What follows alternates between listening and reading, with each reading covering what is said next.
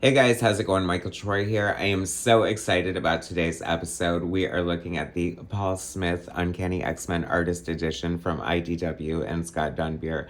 I am so elated. This is the book I have dreamed of, the one I have wanted ever since I learned of this series format, what have you.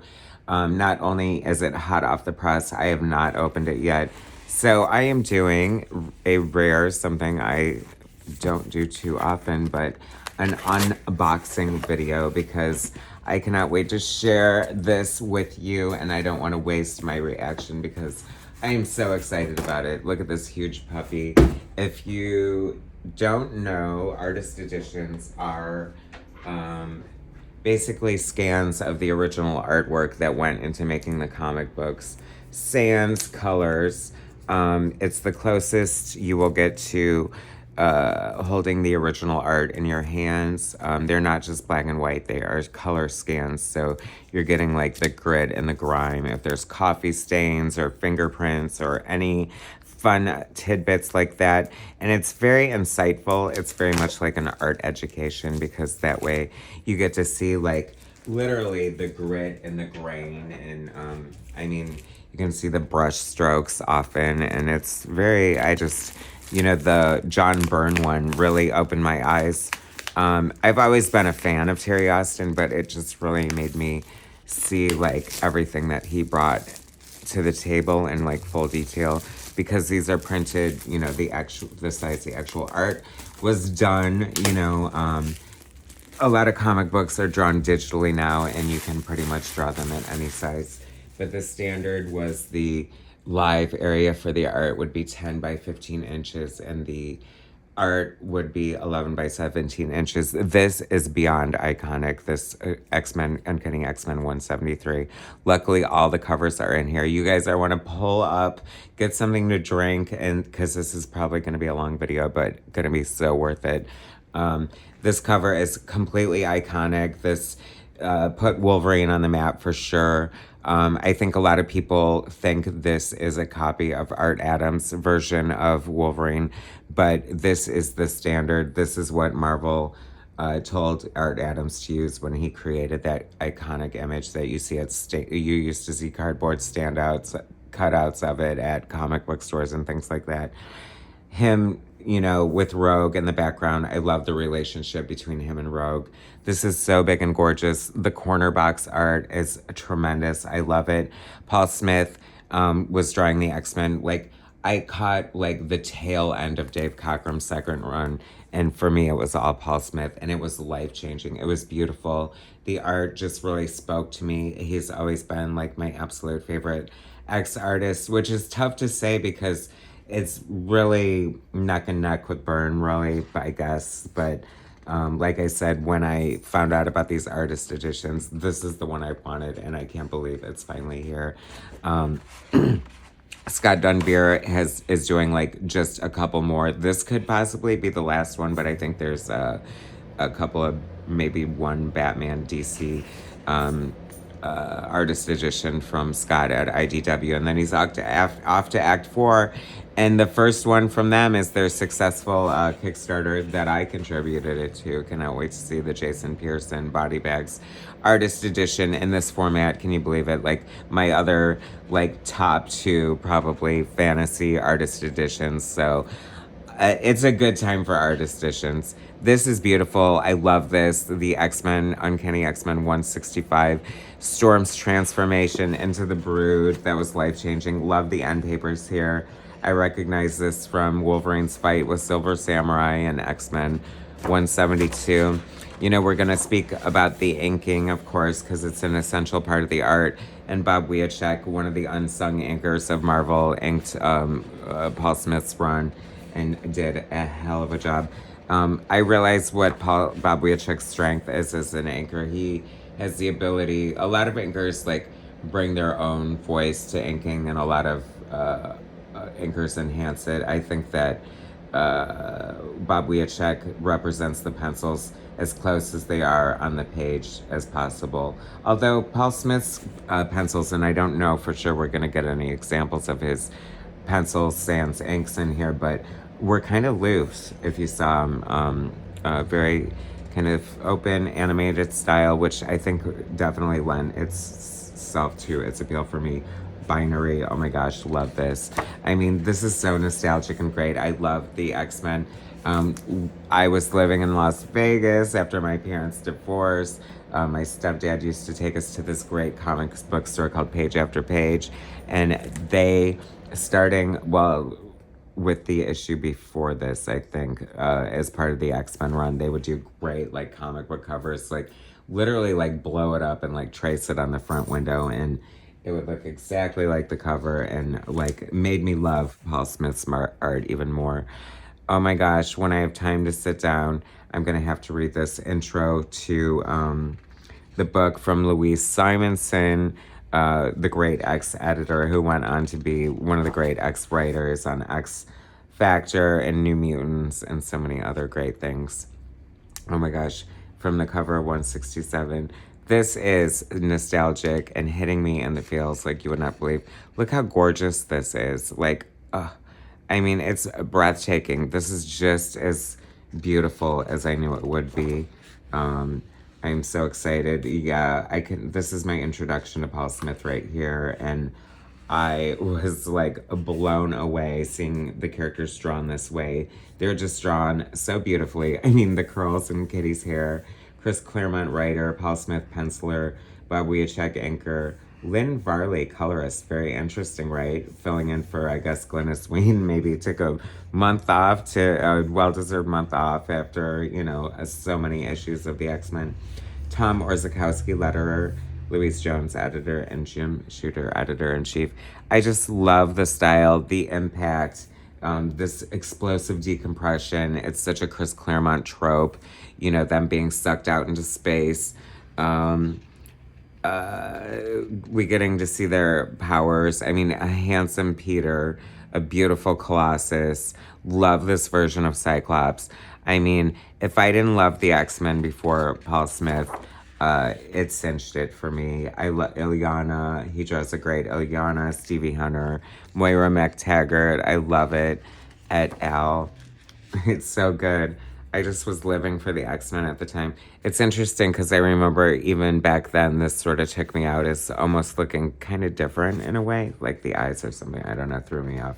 But what do I know? You know, sometimes they had what they called Ramita's Raiders, and I don't know if it probably did exist still in this time. They would do what they called art corrections and sometimes redraw panels if something looked wonky, or I don't know, if they caught like a mistake in someone's costume or something like that and had to change it. So, and a lot of artists would get their start there and as one of Ramita's Raiders, basically like being an intern and getting an education at the same time while doing art corrections. Like, what an experience.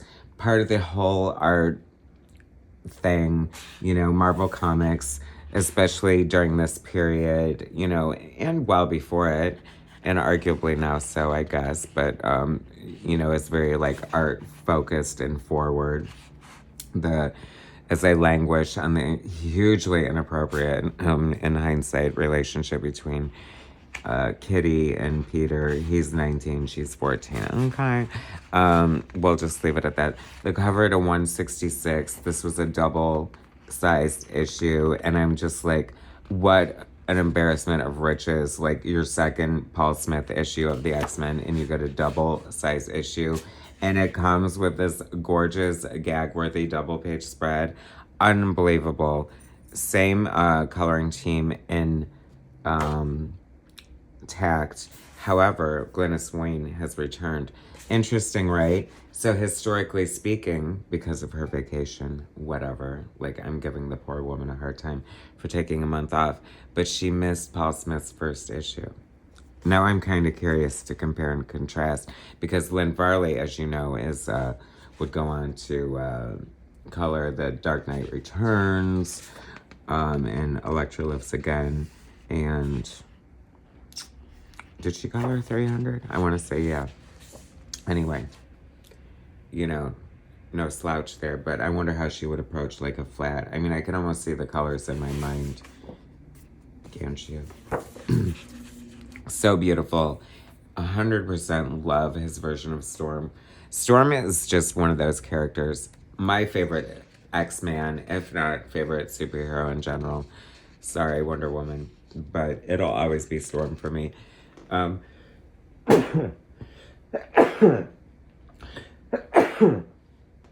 Diana is cursing me with a sneeze right now, but you know, Storm is just the coolest character. I think she owes a lot to, obviously, the way Chris Claremont wrote her and the trials and tribulations he put her through. One, right now, I mean, her body has been ravaged by the Brood. I mean, she's been a vampire at this point. And now she's, her body's healing. And she's like in her astral form. And I just love this moment between her and Carol. She had a great friendship with Carol, which is also kind of funny because that kind of fueled Storm's bitterness towards Rogue, even though, of course, Rogue and Storm would go on to develop their own relationship because Storm is a well-rounded person and forgiving. Love the use of Zipatone in here. Just love this. That's what I've always loved about X-Men in the undeniable appeal. You know what I mean? 1 minute, you know, you're in an alien movie in space, and then the next minute you're back at the mansion. And the introduction to Lockheed. I mean, this was just the X-Men in its prime. You know, there are so many great eras of the X-Men when Chris Claremont was writing it. You know, inarguably John Byrne. But Paul Smith, man, a lot of people are really beholden to Paul Smith's era in X-Men, and I am for sure.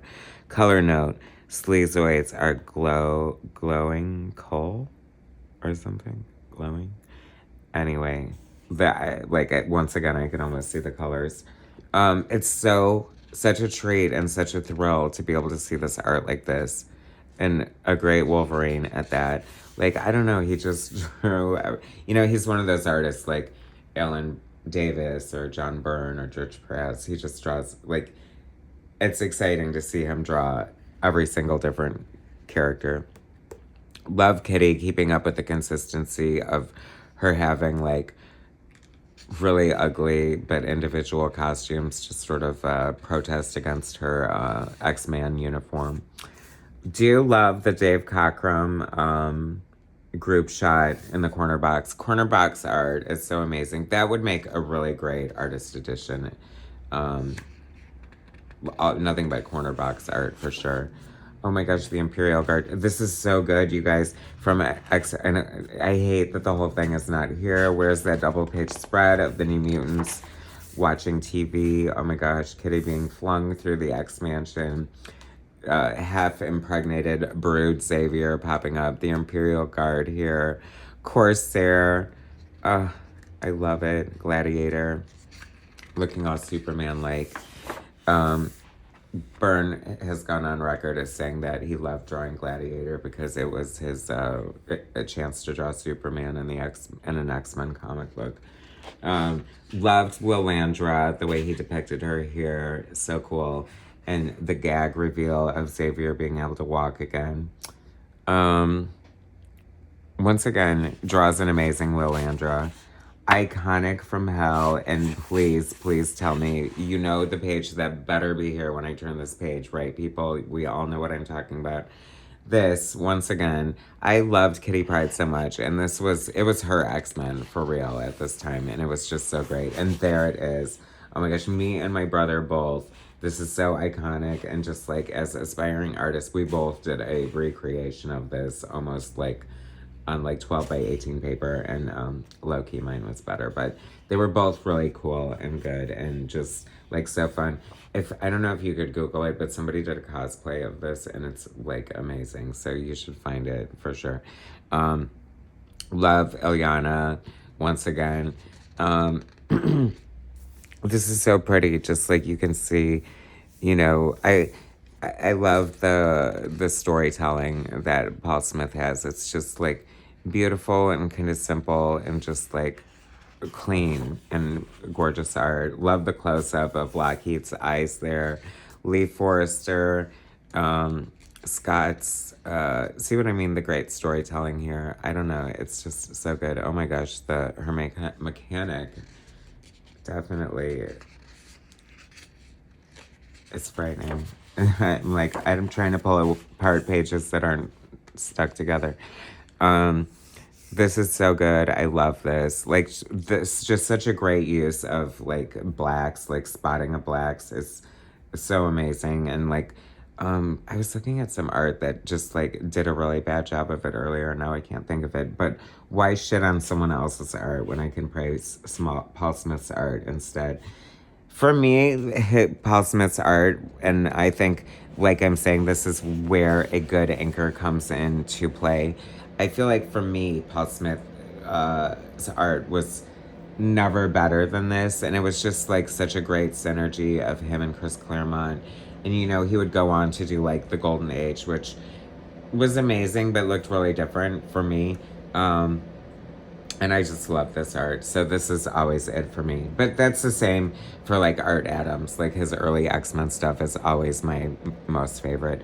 Where is the GD Art Adams? Was there an artist edition he kind of did of, I don't know, sketchbook? But we need like an Asgardian Wars, Art Adams artist edition like yesterday. Somebody get on that. Scott, are you watching? Okay. Make it so, make it happen. I still have a wish list. I thought that this was gonna be it, and it is it, because this is the be all end all. I'm telling you, I'm dying. I'm dead. This is amazing. Oh, what a great cover, right? Poor Angel, the beautiful Angel. That's what I always loved about the X-Men too. It's like when, you know, like a character like Angel would be gone for so long, but then he would just pop up out of nowhere again. And then, of course, like it was such a nice touch, Cockrum heads, by the way, to put him in the corner box art. This is just so iconic. The freaking angle of this, and just like the sweep of it, and just like the horror of it. I mean, any crucifixion is kind of, you know, triggering, right? Catacombs. Oh, Bob Sharon, colorist. Interesting. So Glynis is taking some time off here and there, but that's okay. You know what I mean? But it's funny. I wonder if I noticed at the time. I feel like I would have. Love this. Oh my gosh. Like I said, I just like was so in love with Paul Smith's art, and to see him draw the White Queen and the Hellfire Club was like so amazing for me. I love how normal for us as X-Men fans it was to see like basically this hooker walking around in these like, I don't know, very inappropriate for a children's comic book, but still part of the mythos and fun at the same time. Loved the way he drew, like, see what I mean about the spotting of the blacks or whatever, just the way he draws shine. Me and my good friend Sam J. Royale had a conversation not too long ago about liking artists who can draw good metal and what artists draw good metal. And George Perez, 100%. John Byrne, 100%. Paul Smith, love the way he draws metal. Love the way he drew Storm's hair too, and just like the simple elegance of her. And he also modified her cape a little bit, in my opinion, because, you know, it had more of a drop here, and it feels a little more fastened there. So I liked that touch. And this, it's so funny too, because they're like in these grungy Morlock tunnels, and it still feels a little clean and pretty, just because it's Smitty's art. He just can't help himself but be amazing and beautiful and gorgeous. And I don't know, I lived for this Morlock thing. The whole thing was amazing. Even though this is Paul Smith's, I kind of wish the Walt Simonson issue was in here. You know, Paul Smith it felt like all too brief of a run. And today it's actually would be considered a long run. I mean, what was it, 10 issues? 9 issues minus the Walt Simonson fill-in with the introduction to Rogue to the team, which I wonder, in a different parallel universe, Paul Smith drew that issue, and I wonder what it looked like. But at the time, I was like flipped out by the fill-in, but like I kind of loved it too at the same time. Oh my gosh, please, did it have her? No, it didn't. Shoot, too bad it didn't have her nightmare, because that like had a really stunning like reflection in her eyeball, and it's not in here. Guess you can't have it all. You know, when you put this stuff together, you're tracking down original art that has been scattered all over the place. I mean, you would not believe the amount of work that Scott Dunbier puts into these, and nobody does it better. So I'm glad he's off and doing it by himself at Act 4 Publishing. Cannot wait to see what he has in store for us. But you know, sometimes the art, God forbid, is destroyed, hidden, lost, or whatever. So you do what you can. You know, you try to find out and, you know, do shout outs and spread the word. And, you know, people came through for this. All 10 of the covers are here, from what I understand. I mean, this cover, amazing, right? Like, so good. The wedding of Wolverine and Mariko. Oh my gosh, it's so kind of weird to see it in black and white like this. I'm so used to the color version, and I don't know, it's just stunning. It's truly stunning. Love the shot of Tokyo there. Clearly like a photo stat, I'm thinking. Oh my gosh, I always love that telephone. Like, it just felt like so fun. And I thought that Paul Smith's style really lent itself to the Japan like kind of setting and themes, you know, of the Silver Samurai and Yukio. Oh my gosh, one of my favorite characters. Mariko looks amazing here. I just love everything about this. Now, I'm gonna say this is just speculation on my part from an art standpoint. Frank Miller was using these kind of shorter panels and leaving open spaces in his art in the Wolverine miniseries. And I don't know if Chris Claremont picked up on that and liked it and initiated Paul Smith, or if Paul Smith picked up on that. I feel like Paul Smith probably picked up on Frank's art. But the other part of it is that Frank only did that to leave a bunch of blank space for Chris Claremont to do his thing, because he knew that he liked to write a lot of words, and he didn't want his art covered. But the strength of Chris as a writer, he knew that Frank's storytelling was so good, it didn't need too many words. So Wolverine is written a lot less wordy than most of his stuff. It's kind of just interesting, very interesting. I always said it was interesting. You're probably falling asleep by now. I don't care. Anyway, Silver Samurai. Does anyone draw a cooler Silver Samurai? Probably like Michael Golden or something, but I don't know. So fun. I love. Like, this is, like, the best of times. This is, like, you know what's coming, and I cannot wait for it with Storm's evolution here. I was drawing, like, I was, like, drawing tons of Storm at this time, like, an aspiring young artist myself, and this was just inspiring the hell out of me. Like, it is beautiful, beautiful art. Amazing. And like I said, like, the simplicity is just, like, so good. Like I'm saying, like, this feels like such an 80s trope, like, so familiar in, like, every comic. Like, suddenly you're getting, like, the Venetian blind situation.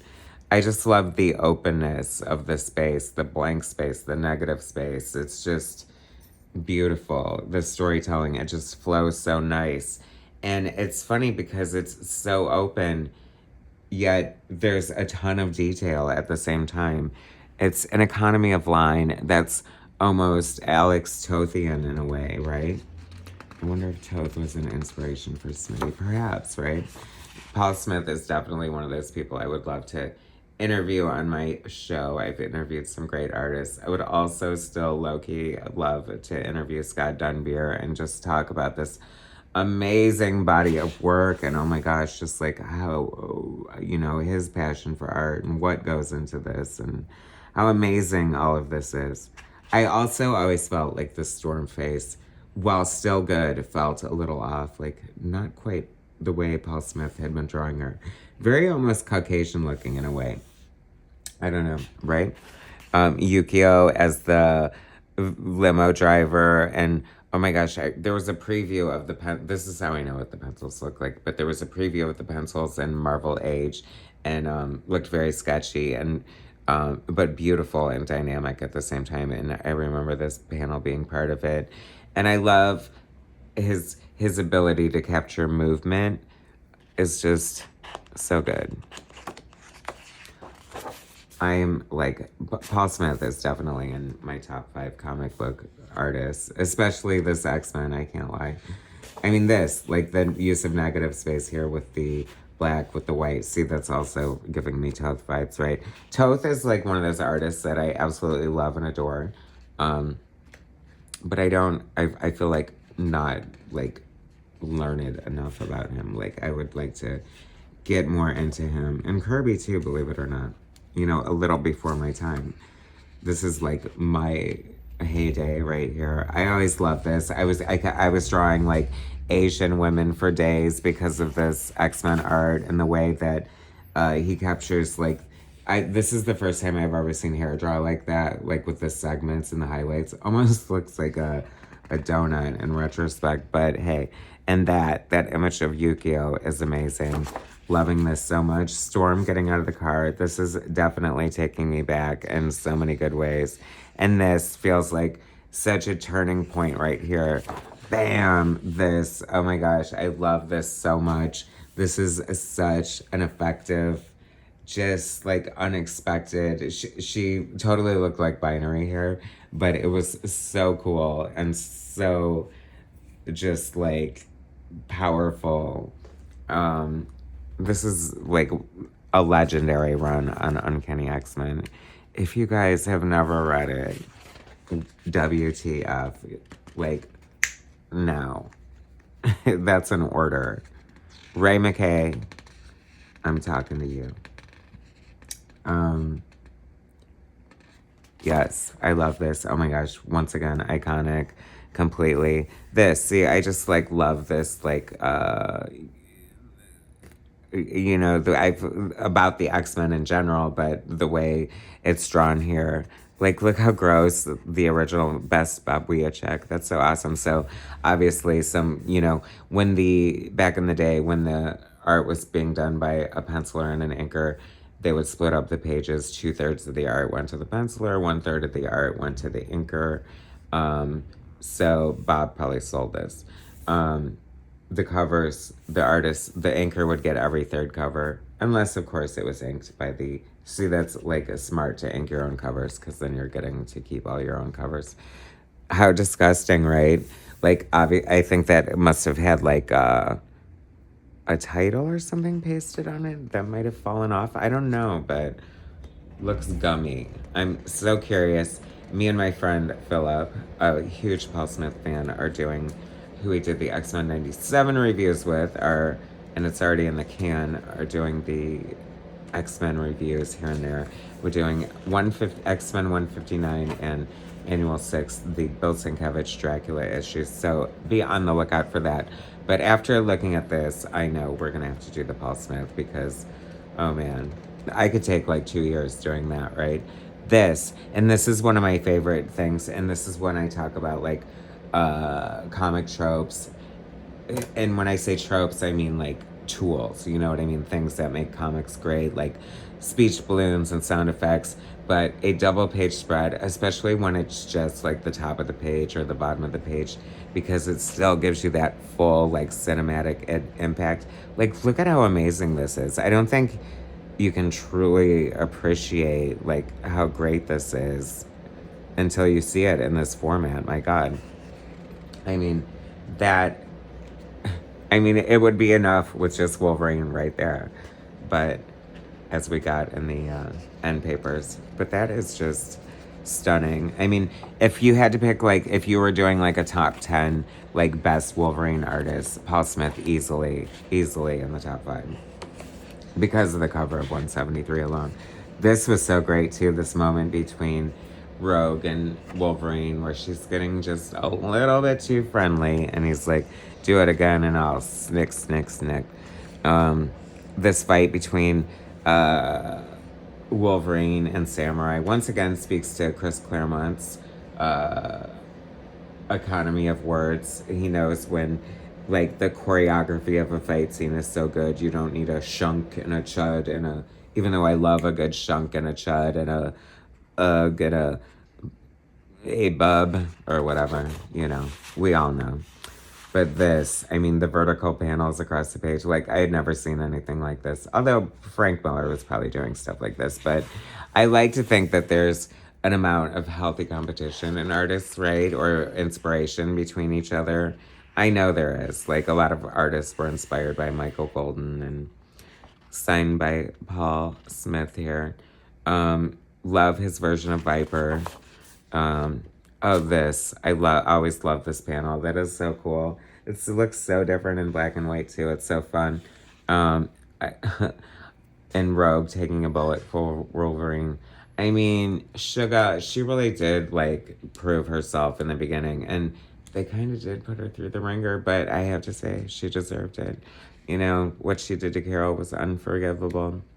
This, oh my god, please, if, like, I will be unable to live if the page that needs to be here is not on the following page, and this will be the reveal of Storm, which pissed so many people off. Yes, there it is. Oh my god, you guys. Mohawk Storm makes her freaking debut, and it is everything. I don't know why. Like, I feel like I don't know what it was, what's wrong with me, that I absolutely loved it. I think I just felt like whatever I took the Claremont pill, whatever he was giving me, I was taking it. I was fine with it. I mean, maybe it's just once again that Paul Smith draws it absolutely stunning, and it was such a great thing. Like, once again, the evolution of a character, like, I don't know, just like, you know, thematically, and here she is alone by herself. And Kitty, like, you judgmental, how dare she get all upset about Storm? I mean, she's reacting like a parent would react if their kid got a mohawk. Thought Marika was beautiful here in her Fruit of the Loom hat, wedding gown. Always kind of looked like a Long John Silver's boat hat too, with the crunchies in it. Anyway, I always love this kind of like shadowing effect. And this, oh my god, when she lowers the boom and like says that she's not gonna marry Wolverine. Oh my god, the cover to 174, so beautiful. Love Madeline Pryor. I always thought, at first I thought Cyclops had like a really huge head, but I guess it's the angle they're going for. But that is so cool. I love that. Talk about a great use of like negative space and something kind of like Alex Tothian in a way. Correct? Correct. I don't know. I mean, subjective, my opinion. I'm not right or wrong. The Starjammers, I will take any day of the week. I don't know why. They're just so much fun, and they just scream like classic X-Men to me. I love that, like, of course, you know, if you meet someone who looks exactly like your dead girlfriend, you know, don't be surprised when you find out they're a clone or something years later. This, I love this so much. Kitty looks so cute reading her Star Wars comic with Lockheed wrapped around her neck. I always love a great exterior shot of the X Mansion. I always loved seeing, like, my favorite artist, different version of the Mansion. You know, it's just part of the fun, like I say, the tropes, like the great things about being a comic book artist, like the difference between Art Adams' X Mansion, John Byrne's X Mansion, John Romita Jr.'s X Mansion. Oh my gosh, Peter, I remember loving this picture so much and actually copying it, and just, this is, I'm telling you, like, X-Men goodness for real. This is like, if you had to pick like the best comic book cover of all time, this could be it. I know. You are gonna give me 100 other examples, but I don't know. There's just so many great things about it. It's a classic team shot. It's superheroes. You know, the stakes are high. There's a great villain. I love how the logo is iconically recognizable, but still a little obscured. Not only by Dark Phoenix, quote unquote, but Lockheed and Nightcrawler as well. And I always love this image of Rogue here. And just like the texture, like this is perfection to me. And this also adorned the window of page after page. And it was a gag, I'm telling you. Love this too. Once again, the inappropriate relationship with Kitty and Wolverine. Love this. I felt like it was, in a way, a callback to like Peter uprooting the tree and John Burns' famous uh, straw that broke the camel's back. Look, another exterior shot. And just as gorgeous. Isn't it funny? Like, having to draw it over and over again. I feel like digital art would make it so much easier. Love like this kind of shot. Like, I feel like I can see like other ex-artists like Cockrum and Byrne doing in a shot like this. Like the team gathered around Xavier, getting the intel on the latest mission or whatever. And Cerebro, did you love the way Paul Smith draws Cerebro? Of course, we love. I mean, if you're watching this, you love the way, you're like me, you love the way Paul Smith draws everything, I hope. In the Danger Room, once again, like so much fun seeing the X-Men in the Danger Room. And this was just so great, wasn't it? Oh my gosh. How are we? Are we really? Oh yeah, because I think we have X-Men Alpha Flight in here as well. So good. I just love this so much. And I just love that, you know, it's like the women are having to, you know, carry the men around. Like, there's just something great about that. I always love, like, kind of the astral Jason Wingard mastermind. This was just so much fun. This, like, I don't know, this was just their 175, you know, every 25 issues, Marvel did a double-sized anniversary issue, and it had to be something great. And I mean, what's greater than the X-Men versus Dark Phoenix, quote unquote. This, I love this too, a good moment between Cyclops and Rogue. Just like so much fun and so good. Now this is interesting too, because people will be confused by the inclusion in this. I want to say that this is a John Romita Jr. page inked by Paul Smith, so it is rightfully included. Because, and it was shocking. Like, you turn the page and suddenly there's a new penciler and it's not Paul Smith and it's John Romita Jr. and it looks like this. And so, although this could be, I don't know, interesting. I don't know. Maybe it's in here somewhere. Oh my gosh, this also is amazing. Paul Smith, inked by Terry Austin for Marvel Fanfare, the X-Men in the Savage Land. And please let the Storm pages be in here because she looks absolutely beautiful. Oh my gosh, are we going to get a fold out? Love the Savage Land mutates. Look at Storm. Oh my god, I love the high pony on the head. Ariana Hu. She looks so good. Oh my god, yes, you guys. That is so amazing.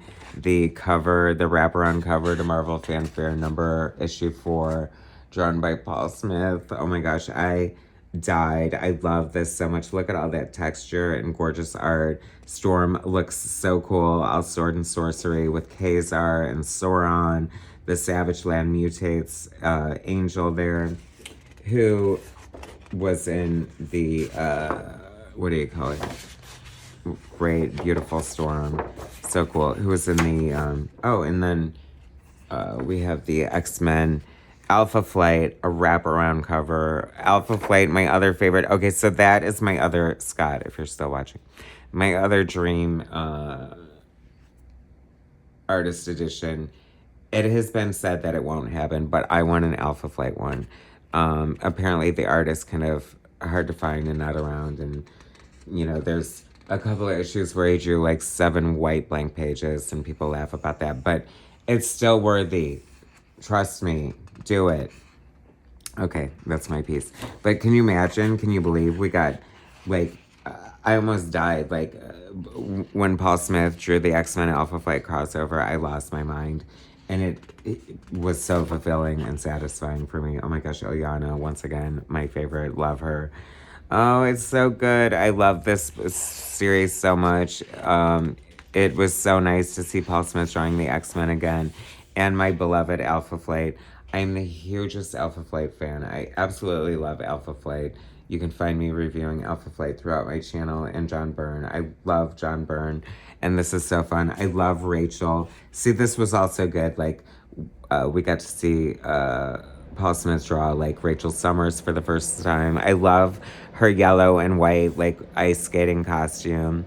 I love it. I thought Chris Claremont really handled the characters well, and I'm sure that John Byrne probably hated it, but who knows if he even read it. Loved what they, and this is before like North Star was fully out of the closet, so they had this weird like interaction between him and Rogue here with this tension, but it played really well into the story. Always loved this version of Xavier wearing the X-Men uniform. Oh my gosh, and the Gods of Asgard. This is like, I guess, a continuation of the Asgardian wars, which were so epic. Look at this Loki. Oh my gosh, like Paul Smith, so amazing. This is looking like, who is inking this? This is, I feel like a few inkers dipped in, like Mike Mignola, maybe Barry Windsor-Smith. I think if that page is in here, we are in for a treat, people. Love the Zipatone here. Heather Hudson. I love that she's just wearing the common, like, I got it at Ross sweater that she was wearing in Alpha Flight during John Byrne's run. I think that's kind of funny. In lieu of like a normal costume, like she's just olive oil wearing the same clothes. This Rogue costume is so epic. I love her like slicked back Elvis hair. And she's like, they're in the middle of the Arctic and she's like, oh yeah, they make it part of the story, but she's like chewing on hay or whatever.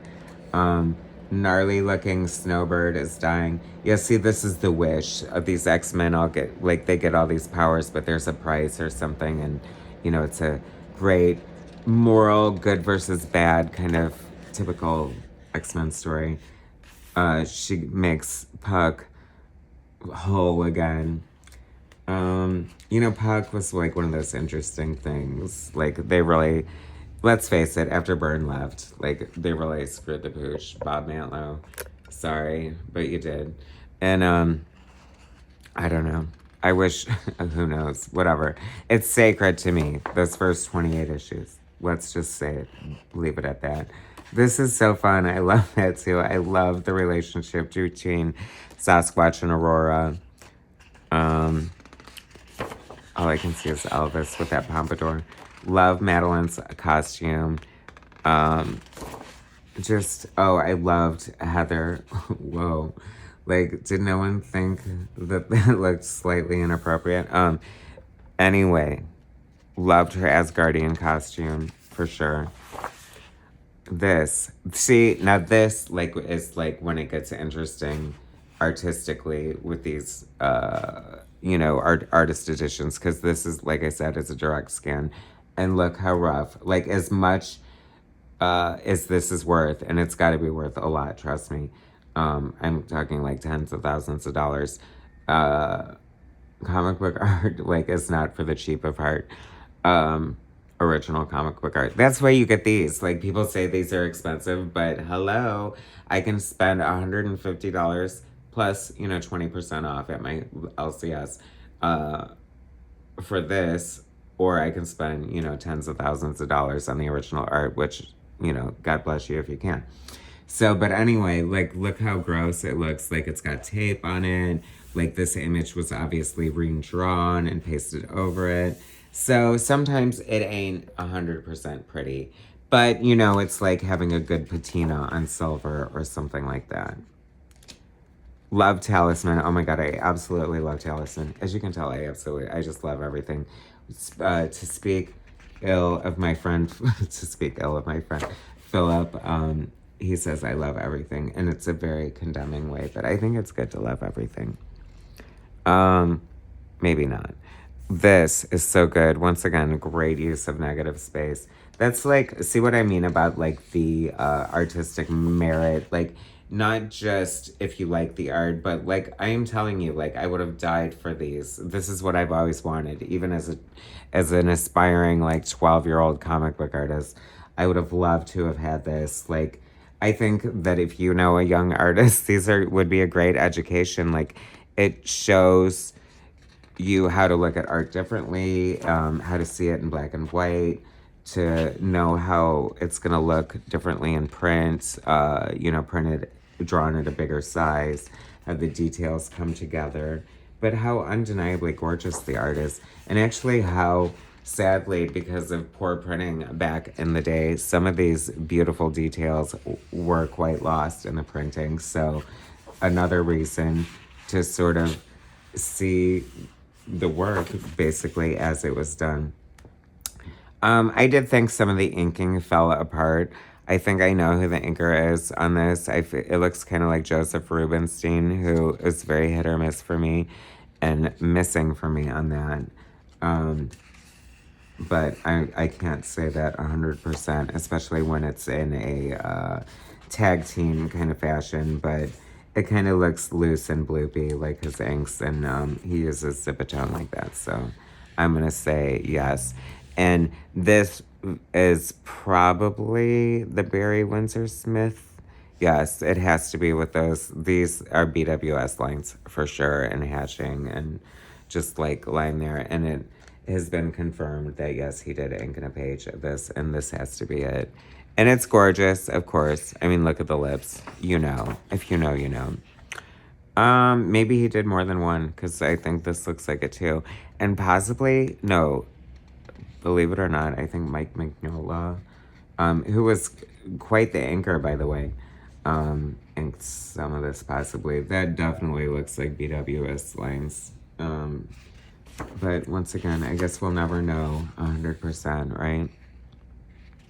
Beautiful stuff. I love the Asgardians and the black with stars. It looks very Kirby-esque in a lot of ways. Love the headshots, very introspective.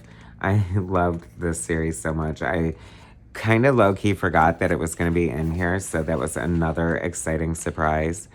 The relationship between Scott and Rachel Summers was very heartbreaking, the way they portrayed it in here, and kind of had a good, like, feel-good kind of Leave It to Beaver moment at the end, which was very good and made me happy. And this, how interesting is this? So this is from some of his, I think it was quite some time after this X-Men Alpha Flight crossover that he would do the X-Men. I think he returned to the Claremont, not Extreme X-Men, but I don't even remember. There's been so many X-Men books. But this was probably from an anthology here, probably like X-Men Unlimited or Marvel Comics Presents. But I'm going to say X-Men Unlimited because it looks a little later. When there was this sort of evolution of Paul Smith's style, as you can see, it looks very different from this stuff on his initial run. And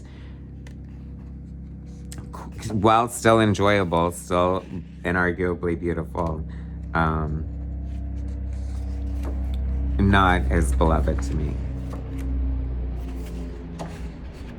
But very cool that they would include it, because you would want anything and everything related that he did with the X-Men to be in here. And like I said, he does draw a great Wolverine, and his storytelling is just like so beautiful and on point. This has like Ronin sort of quality to it. It makes me wonder if this is how it was printed, because it really doesn't need words. Funny that way, how like if the artist is good enough of a comic book storyteller, that sometimes you don't need words.